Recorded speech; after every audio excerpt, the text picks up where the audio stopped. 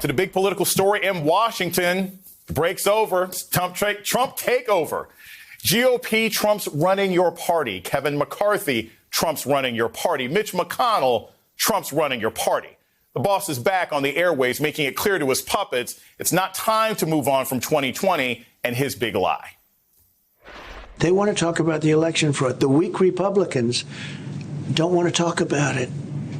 The weak or stupid or rhinos, or call them whatever you want. And yet the voter, the Republican voter, that's what they want to hear. They want to hear about 2020. They want to find out. Really? They want to find out? They want to find out about 2020 as opposed to COVID belief? Look, President Trump, former President Trump, he's still pushing the election lie, that they want to find out about the lie. But Republicans don't seem to want to find out about the insurrection, something that happened directly to them just a couple months ago. Our people better get smart, and our weak Republican leadership better do something about it, or they're not going to have a job, but it's going to be much worse. McConnell is hopeless, and he can't stop anything. Back with me is former RNC chair Michael Steele and the Nation's Joan Walsh. Thank you all so much for being with me today. So, Joan, I'm going to start with this. President Trump goes on the OAN network, and the first thing he starts to talk about is why ratings have dropped for Fox. I want to play this soundbite and get your thoughts on the other side. Yes. Fox is way down. You know, Fox is comparing its numbers to last year, but last year they went way down because people felt that they really abandoned what they believed in, what I think a majority of the people of this country believed in. Now, look, I'm not a ratings guru here, but the fact that he spends time in an interview, one of the most important things for him to talk about is the ratings of what used to be basically the fourth estate. Does that show you where sort of Trump's priorities are now, or does it just tell you where the GOP's priorities are now?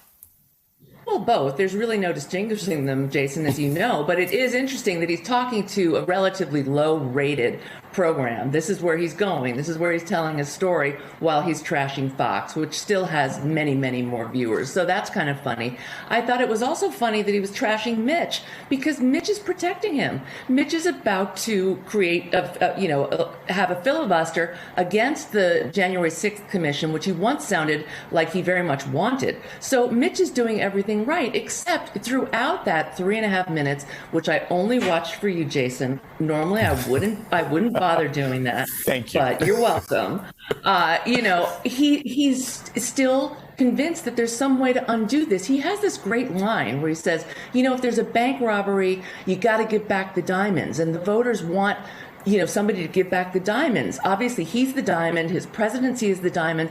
And he literally still seems to think that he's somehow going to be restored. So that's the nature of the delusion, but at the same time, it's a dangerous delusion because, as you said, he's running the House, he's the House Speaker, he's the Senate Minority Leader, and he has the most power in the party. So thanks for making me watch it because it was very enlightening. And now I'm going to go have a drink. Look, they already have their diamond and silk. What other diamonds do they want? Michael. So, Michael, I got to find this.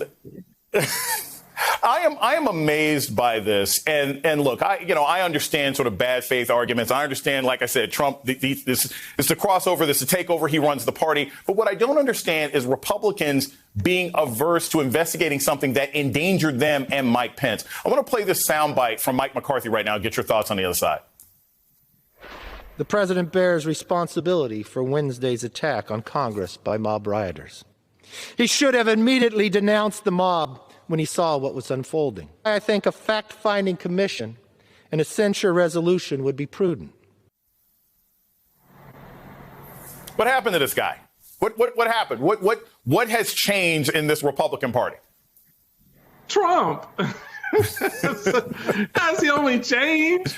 The rest of us sane souls are looking at people like McCarthy and go, what the hell did you drink for dinner last night? It's just crazy.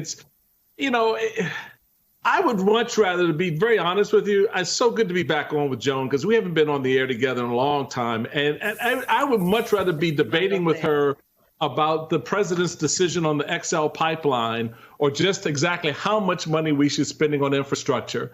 But here we are yet again bubbling around this universe of stupid. trying to read tea leaves of people who are clueless about what happened because they want to be. This is not, oh my God, we just didn't know. We didn't know that people attacked the Capitol on January 6th. We didn't know that, Donald Trump didn't win the election. They know all of this. And so to pretend like somehow, we're discovering something with them, it's just foolishness. So we need to stop. Because this stuff just drives us nuts because you can't wrap your head around an enigma that's in a bucket of slop. It just doesn't work. So Trump did his interview on OAN. I'll finish here. Trump did his interview on OAN. God bless him. Turn the channel, move on to something else, because we just had an important discussion about our relationship with our partners on the Korean Peninsula. We've got an economy that's rebounding. We've got a country that's opening up.